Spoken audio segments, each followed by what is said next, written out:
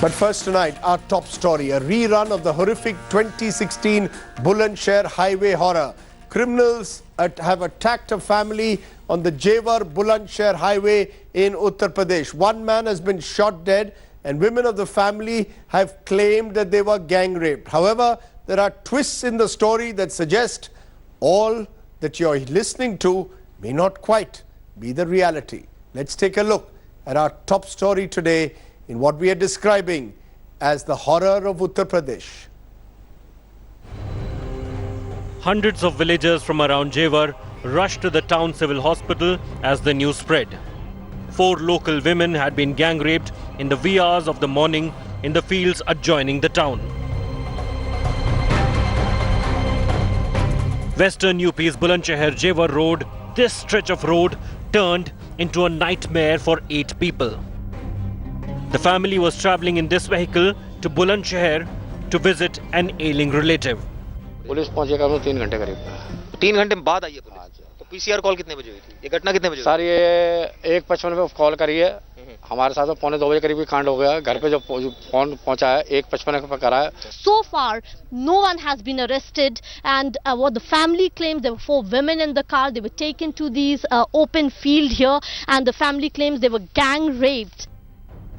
8 members of the family were attacked by a group of 6 armed men when they were travelling from Jewar to Bulandshahr at around 1 a.m. on Thursday morning.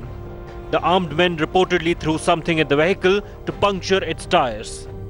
When the driver stopped and got out to investigate the matter, the family was surrounded and beaten up.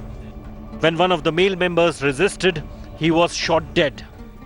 The 4 women were dragged into the nearby fields and reportedly gang raped.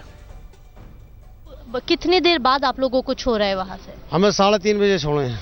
जब police मौके में है तभी छोड़ा? हाँ, जब police मौके पहुँच गई है, पुलिस ने हमारे हाथ पैर खोले हैं। साफ चाहिए। आपके साथ जैसा हमारी बेइज्जती करी है, ऐसा ही उन्हों की बेइज्जती होनी चाहिए। The fresh incident comes just 9 months after a similar case in Bulandshahr, where 12 men gang raped a mother and a daughter for nearly 3 hours. Cops have launched a manhunt for the criminals, and UP Special Task Force has been assigned for the case. We have lodged an FIR against the unknown criminals as their parents, as their family members have given, and we are working to work out the case. The past 2 months of Yogi government have seen several high-profile law and order breakdowns in the state. This includes caste clashes in Saharanpur and Meerut, a brazen armed robbery and murder in Mathura, and several cases of cow smugglers being beaten up. With Parveena Purkhas in Jewar, Bureau Report, India Today. Meanwhile, in Saharanpur, there is an all-out caste war that continues to simmer. Dalits and Thakurs have clashed several times in the last 1 month. After 2 people died in the latest incident of violence, the government has now imposed prohibitory orders in the riot-hit areas. Internet services have also now been blocked. It is perhaps the biggest challenge being faced by the Yogi government in Uttar Pradesh.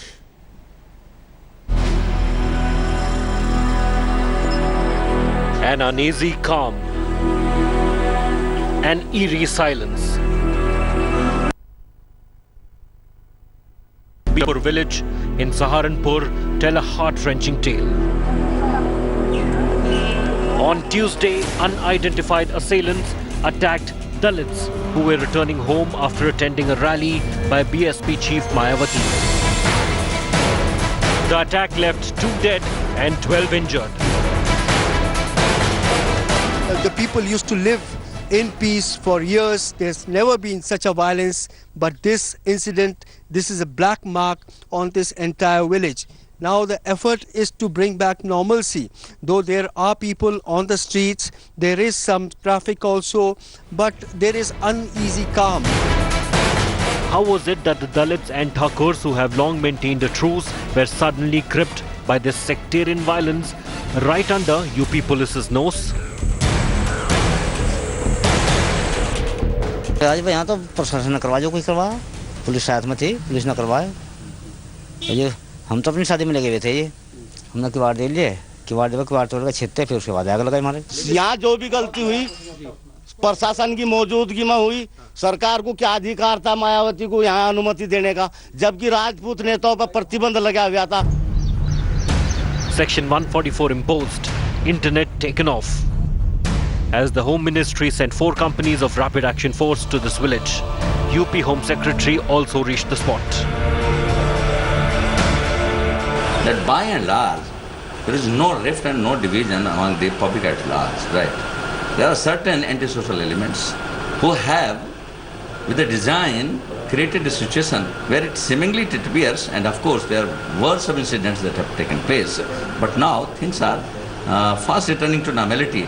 The government has shifted the earlier district magistrate and the SP, SSP, and new officers have taken over. We are not allowing political parties to come and visit the villages yet, because we feel that will provoke sentiments.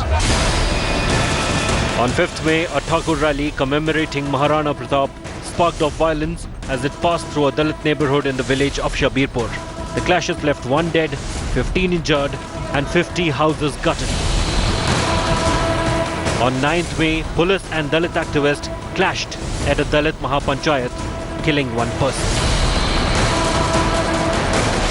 UP state government representatives and new administration are trying their best to build bridges and find amicable solutions to long pending issues in this area.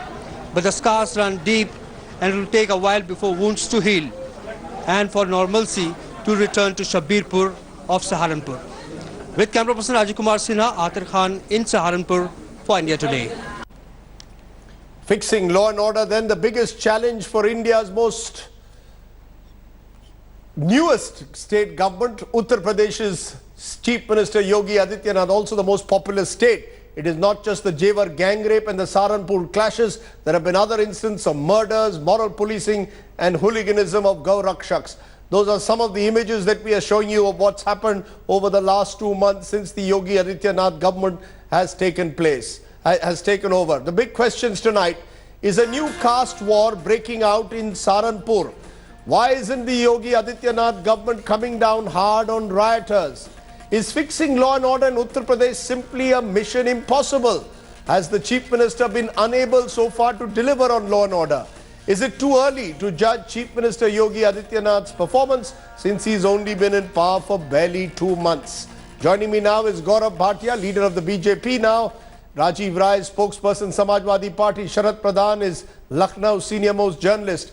And in my studio, Prakash Singh, former DGP Uttar Pradesh, as well as Professor Vivek Kumar, sociologist.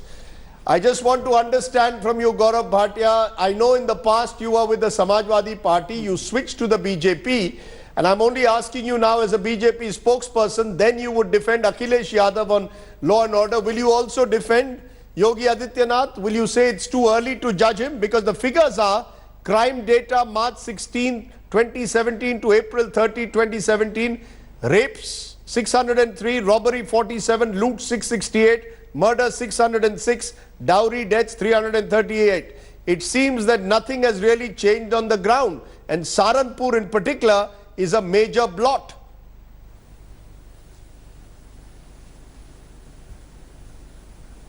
Now, let us discuss it one by one, Rajdeep, and let me tell you that the data that you are referring to, I had gone through that data. It was a story done by India Today only.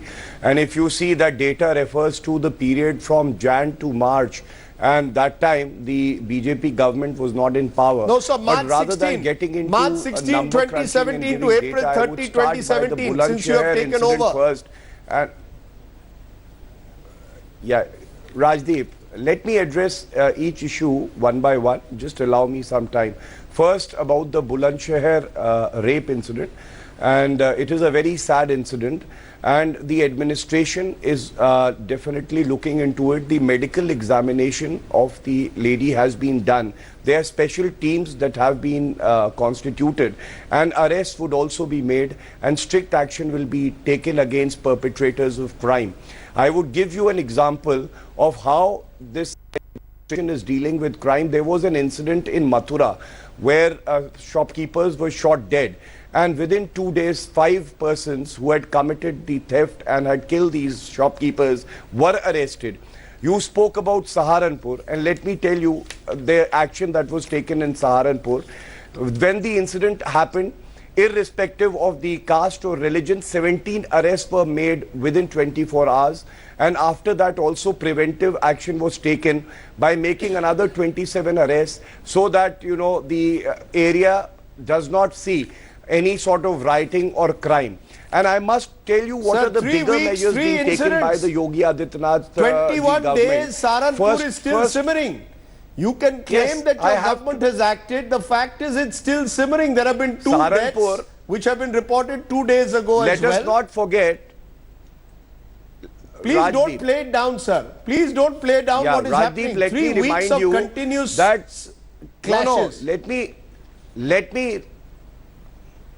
me remind you, Rajdeep ji, that it was Saharanpur and it was the region which saw the biggest communal riots in 2013 due to government's inaction, due to government's inefficiency. And here I am giving you example of how government proactively, the DGP of UP visited the place, a senior minister had visited the place, even in Mathura, and then action was taken, and in Saharanpur also preventive action has been taken. But just give me 30 seconds of the bigger things that the government is doing.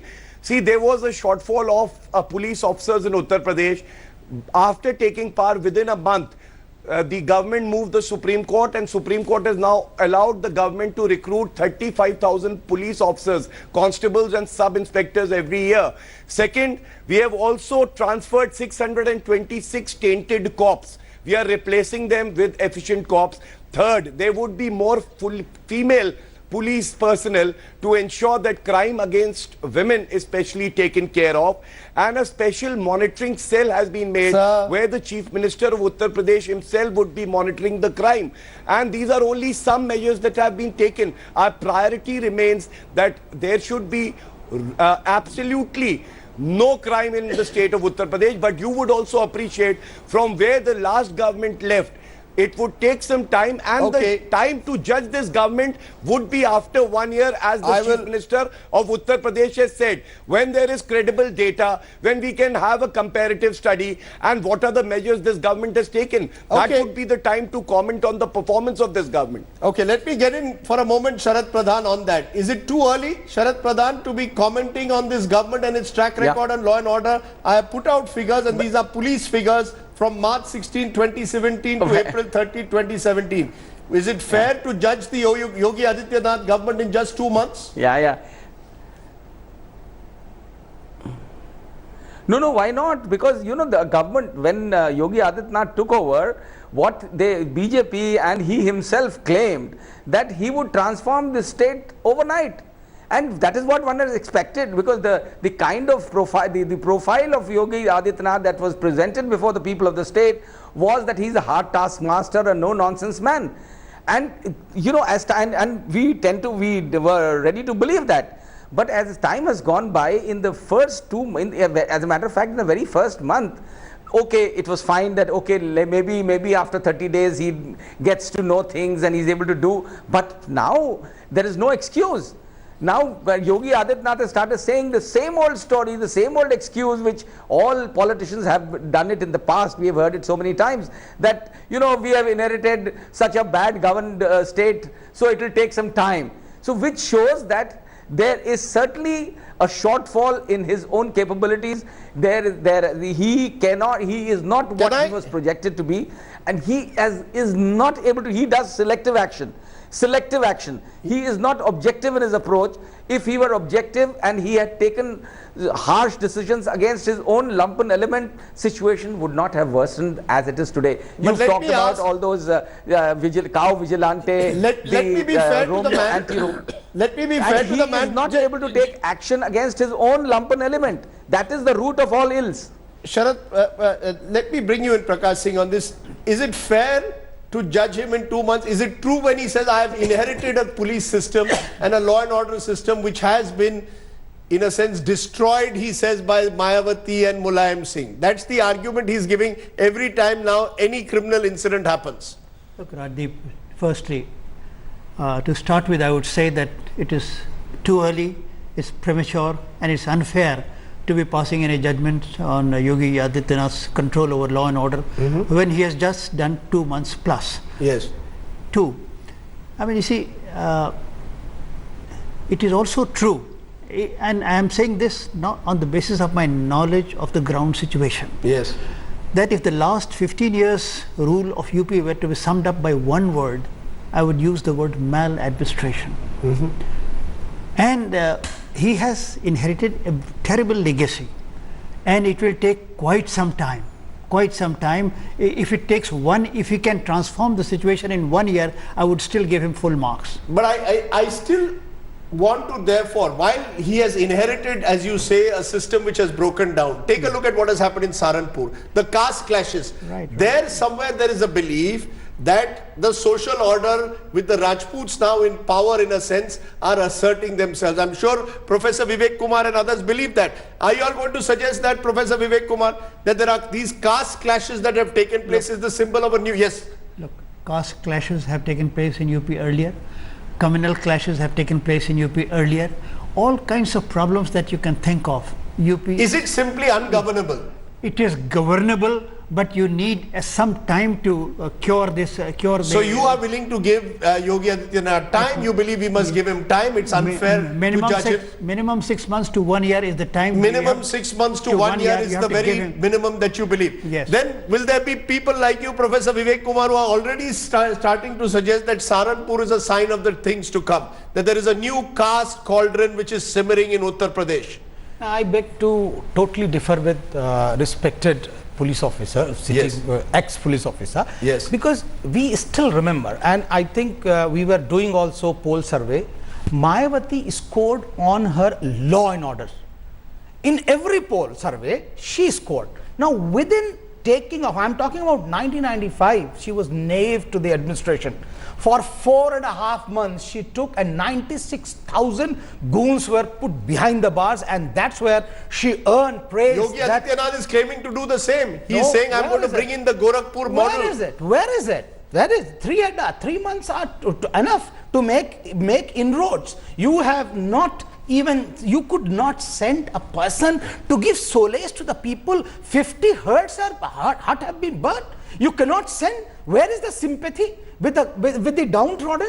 There is a belief that anti-social elements are exploiting these caste clashes, particularly in Saharanpur. Yeah, that is what administration, Mr. Pandey, Mr. Mishra, they are sitting there. You can't send a neutral person to suggest that, look, this is a caste composition and this is a caste. You have seen how Ambedkar statue was not allowed to be installed, and then Dalits have stopped Rana Pratap possession. Yes. So I think there is enough evidence to say that it is a caste clash. Now once that is accepted, then you should have sent neutral police. Now you are sending with identity markers. These types of police, when they go, they give solace to whom? The downtrodden, the exploited, the caste suppressed people, or they will only go with the upper strata. This is the way administration is being run. This is the way the composition Are you saying the caste pyramid is being overturned by those in power, and that is reflecting on the ground in these clashes? That's broadly what you're saying. And the police system is also reflecting that overturning of the caste pyramid. You want to respond very quickly, Gaurav Bhatia, to that, because this is a very serious charge which is now being made by someone who's a BSP sympathizer and someone who believes that Mayawati handled these situations with a far firmer hand than Yogi Adityanath today.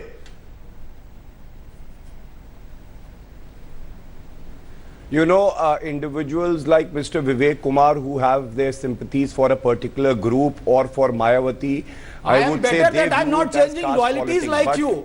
You change the loyalty from one political party to another. You are changing loyalties. At least I am not saying that I belong to some place. Yes, and I am not at least saying that I have not changed the loyalty. Let's not personalize it. Let's not personalize it. This debate is not about me. If I found something wrong in the earlier party, I change loyalties. Let us stick to the subject. I'm trying to answer you if you will be patient, Vivek ji. Okay. Listen to me.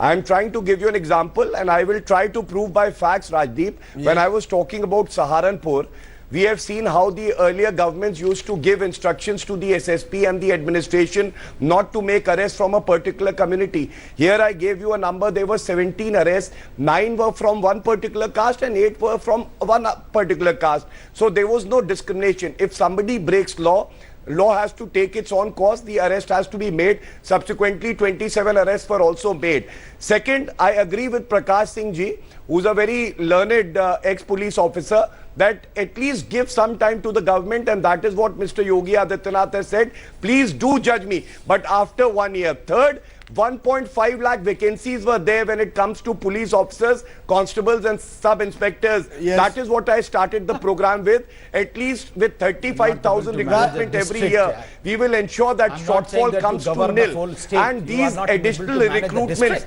will ensure that there is sufficient police personnel. I'm not saying that one by one. That is the deficiency of the previous government. No, okay, you're blaming the previous government. Rajiv Rai, you're listening quietly. You're a representative of the previous government, the Samajwadi Party. Many believe that the Samajwadi Party broke the back of the police force by pushing in Yadavs in particular at the lower level in the constabulary. Every appointment of SPs was also, transfers were made on the basis of political loyalty. In a sense, that resulted in breaking the police system in Uttar Pradesh, which is why it will take time to fix it. You are partly responsible. Yogi Adityanath says he has inherited a system which the Samajwadi Party gave him, a broken down police system. Rajdeep, thank you very much for remembering that even I am there also on your panel today. Yes. Let me begin with, you have put forward a very big question. I wish if you could have old tapes where my very personal and good friend of mine, Mr. Bhatia, was defending upon Muzaffarnagar and Kairan and all that. How, I mean, one thing is proved, he is becoming a very good advocate. My all the good wishes to him. Nothing personal against him. Rajdeep, I have a very humble submission to Mr. Prakash Singh. I have a lot of respect for him. He says that it were inherited by old regime. Now let me remind you, or let me ask you, this Saharanpur MP is inherited from Samajwadi Party. Gorakhpur MLA is inherited from Samajwadi Party. The goons who captured the police vehicle when Mr. Nandi was going to Allahabad in his first visit were inherited by Samajwadi Party. The police officers were thrust by the Yuva Wahini were inherited by Samajwadi Party. There is saying, "Poot ke paon palne mein hi dikh jate hain." Water flows from top to bottom. And we make charges against us that for Yadav caste-based posting. I have a simple question. Please find out through your sources. Today, forget about interior districts. In the heart of the Uttar Pradesh, the capital, there are 18 police stations. Find out how many Thakurs and Brahmins are there. How many? So if essentially, you don't see that? No, 1 minute. Essentially, you are now claiming list of the officers. No, let me Rajdeep. When make a charges, you will have to have same yardstick for me and for them also. You cannot have, when they do, it is their sanskar. When we do, it's a crime for us. Now, another question to media. I mean, Bulandshahr Badai was the international news for you all. I mean, you are also very vocal. You are also very vocal, and not you only, almost all the channels. What happened in Allahabad? 2 girls were butchered, raped, and parents were killed. How much time the media gave? I was the first person on 11th of the March on your channel who said, we will give 6 months time to Mr. Yogi. It is premature to judge or pass any judgment as on today. And it was BJP and Mr. Yogi and his cabinet colleagues who were boasting that overnight will turn the law and order into politicians. Very you made your point now, Rajiv Rai, you have made your point firmly. Rajiv Rai, you have made your point firmly. Let me bring in Sharad Pradhan, because you've seen this transition, Sharad Pradhan. Is the fact that the police force in Uttar Pradesh is badly divided on caste lines, and in a sense the chickens are coming home to roost with the change in guard. Is it possible to bring, as Saharanpur is showing, there is a trust deficit that exists at the ground level with the police force? The police is being accused of being partisan by the likes of Vivek Kumar. The authorities are being accused of playing partisan politics. Is that true, that with the new government the same problems continue, or has Yogi Adityanath attempted to try and bring some professionalism? Well, I would not deny that Yogi Adityanath is well-intentioned and he does want to change things. But the point is that 2 months' time is enough to make an impact. 2 months may not be enough to judge a person, but 2 months' time is more than enough to make an impact. You know, you remember, I'll just recall that incident, Mayawati, you know, when she found her own party MP indulging in land grabbing in Azamgarh, Umakant Yadav, the first thing that she did, that she called him, that chap, over to her residence in the next morning, and he was arrested from her residence. That sent a message, and that is what makes all the difference. That sent a message across to all the goons that here was a government which was not going to tolerate any nonsense from anybody, irrespective of the fact whether somebody was as powerful as a sitting member of parliament of the party. Now, Yogi Adityanath has not been able to do that. As Dr. Vimoy Kumar rightly pointed out, there was this man, and Dr. Rajiv Rai also pointed out, that there's this Lakhan Pal, the member of parliament in Saharanpur, BJP member of parliament, against whom no action was taken, not even an FIR was lodged only after 4 days. And he was the guy who ransacked the SSP's office. Why I am narrating all this is that this is how the police is losing its, police as it is, is thoroughly inefficient and very corrupt. Apart from being divided on caste lines. Let's take the instance, Sharad Pradhan, of a MP ransacking the SSP's house. What was the message that was sent out? Should Yogi Adityanath not have acted more swiftly? You're saying 6 months minimum. But having said that, surely he could have taken 3 or 4 major steps already that would send a firm message that the Yogi means business. You cannot have cow vigilance side, your MP ransacking the house of SSP. What is the message going down on the down the line? I concede several points. A, there are serious problems within the party. There are serious problems within the police department. He is battling on both the fronts. And there are elements within the party, I mean, I consider them the lunatic fringe of the party, who are creating problems for him. Now, he was once seen as part of that very fringe. Today he is now seen as the chief minister, but at one time he was seen as part of groups like Hindu Yuva Vahini, which were accused of taking law into their own hands. I am just worried whether those groups now believe that they have been empowered. Let us judge Yogi Adityanath by whatever he has said or done since his installation as chief minister. Okay. Yes, I will not go into the past of into his past or anybody's past. But are you worried that the foot soldiers may not look at things that way? They may believe that their time has come, that they feel empowered. It will take time to discipline those foot soldiers. It will take time. What would you, if you were advising Yogi Adityanath, what is that big step he should take to get the system right? I'm calling it mission impossible. Is it mission impossible? It is not mission impossible. What should he be doing? And I think, what would be the first thing you would advise? Let me speak. Yes, sir. UP will witness a transformation of the kind it has not seen in the last 15 years during his leadership. Having met him, having talked to him, I am really amazed. I am really amazed at the clarity of his thought, at the transparency of his intentions, and his insistence on good governance at all costs. That is, he is very clear about his priorities. I am really surprised and impressed by that. So you believe that that we should give him the benefit of the doubt? No, Professor Vivek Kumar, we should give him the benefit of time. Vivek Kumar, the problem is this is a very large state. Some instance will take place somewhere. Today it's been in Bulandshahr. Yesterday it was in Saharanpur. Every time an instance like this takes place, there will be the likes of you who will say Yogi Adityanath's government has led to a lawless UP. Are you being fair to the man by saying this? No, but I think you are playing politics also with Saharanpur. No, it's not as if Mayawati is not playing politics in Saharanpur. She is going there. She knows it will create trouble. I know. Why not? Why not? She has to go. She went very late. It is her men who were actually butchered. The people who were there, their hearts were won, were hers. Actually, why Yogi Adityanath could not go there? He should have gone. But what I am saying that, what did you lay down? You started with a rainbow coalition, but what did it? You started with exclusion. Exclusion, non-Jatas, non-Yadavs. And what is, it is carrying on. What is your administration? Where is that representation of the Yadavs and Jatas and other Dalits? Only Thakurs, only the upper castes? And what is actually happening at the grassroots? That these people are feeling alienated. And therefore, this assertion comes on its own. It is on its own. It is not actually any other orchestrated. Mind you, the people have been pushed. They have been pushed to the wall, and therefore they have come on the roads today. So it is not that actually that leave it there. including. I am going to leave it there today because I think it would be premature of us to say that Yogi Adityanath, within 2 months of taking over, is expected to set right a system that we all accept has broken down to a large extent. But we will keep a watch on him. And what happened in Saharanpur is in a sense a warning.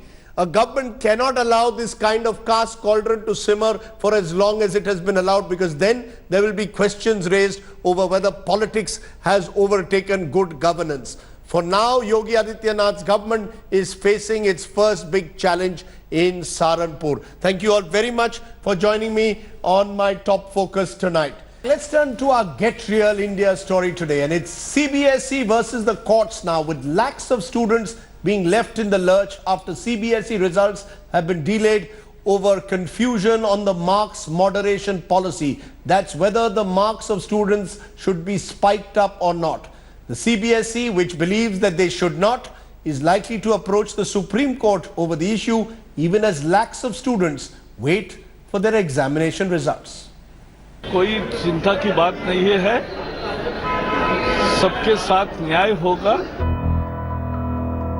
This is all the assurance that the HRD minister can give lakhs of students right now. But students and parents all over India are sweating with the uncertainty.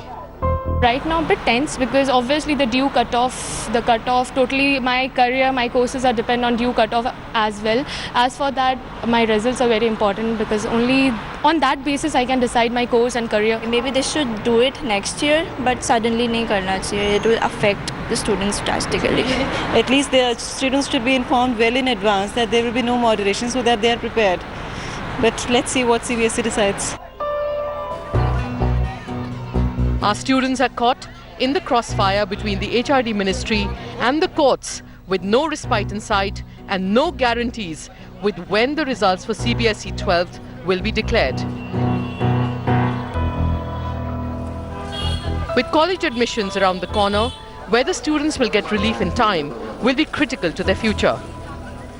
And the former HRD minister is quick to tell the government to take a stand speedily. Ministers don't have to worry, only the parents and the children worry. I think they should understand that the concern of the parents and children must be addressed, and it must be addressed quickly. While educators for a while now have worried about the government's moderation policy lowering education standards, the fact does not go away that decisions on education policies in India are often seen as knee-jerk. The first thing is the question paper, the construction of question paper, whether it's an even balanced question paper, and if there is some kind of an imbalance, so moderation is done at that level. Then the marking schemes, how the paper has to be corrected. So that is the second stage of moderation. And the third stage of moderation is that if there have been some gross mistakes which have been overlooked, so children should not suffer, then there is a moderation done at third level. The High Court order on Tuesday unequivocally said that doing away of the marks moderation policy this year was unfair to students who had registered for the exam when the policy was still in place. Now all eyes are on the Supreme Court. At the crux of the matter might be the merits of the moderation policy, but the zeal of the ministry to announce the decision of sacking the policy after the start of exams, and also the entanglement of the decision in the courts, has led to various important questions as to when will the government understand and learn that the education policies have to be implemented in a planned fashion, and when will the government stop treating students as guinea pigs. With journalist Vishal Bahel, this is Supriya Bharadwaj for India Today in Delhi. The big question then, the CBSE moderation policy. Is it the right step that the CBSE is taking by saying they will not spike marks, or is it the wrong one? Lata Vaidyanathan, former principal at Modern School, is joining me, as is Ashna Sharma, a student with Nidhi Sharma, her parent, with their quick responses. I want to turn to the students and parents first. Ashna and Nidhi, do you believe that the CBSE is right when it says that it is going to do away with moderation? It will not spike the marks during these exams. What's wrong with that? Why should it spike marks? Honestly, moderation means that you give marks when either the questions are maybe difficult, or people who are not able to pass are given some grace marks. Right. but suddenly cutting off the moderation policy, saying that it's not going to apply this year, it's not fair, because already the other state boards, their marks have already been declared, and so the students who have appeared for the CBSE exams will be at disadvantage all over India. So you, not only in DU, so you're but making, all over India, because you're making 2 points. Other state boards are scoring well. You're making 2 points, Ashna. You're saying that other state boards have already declared their results, so it would be unfair to the CBSE now not to have moderation of marks. Am I correct? That's the first point you're making. And number 2, you are saying that in certain circumstances there should be spiking of marks. Right? If the questions are difficult, there should be. Okay, given that, given what you are saying, Lata Vaidyanathan, do you believe that she has a point here as a young student saying, why should CBSE students suffer simply because the board has now decided we will not moderate marks? Other state boards are doing it, there should be uniformity.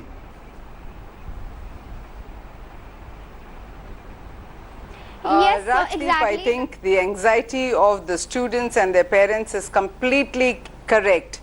I want to let you know that, I think we are missing the point. The anxieties must be addressed, and I think these knee-jerk reactions must stop. But I think we need to address the larger picture. The larger picture is that there is so much of inequality in terms of its quality and the state boards, and there's no parity at all between boards, with the result that CBSE required to do some moderation at all levels. And if you look at it very carefully, it is always being done at the moderation of the papers, the entire marking schemes, and thereafter looking at the qualitative performances of boards and the CBSE and the other national boards. We need to look at it very carefully.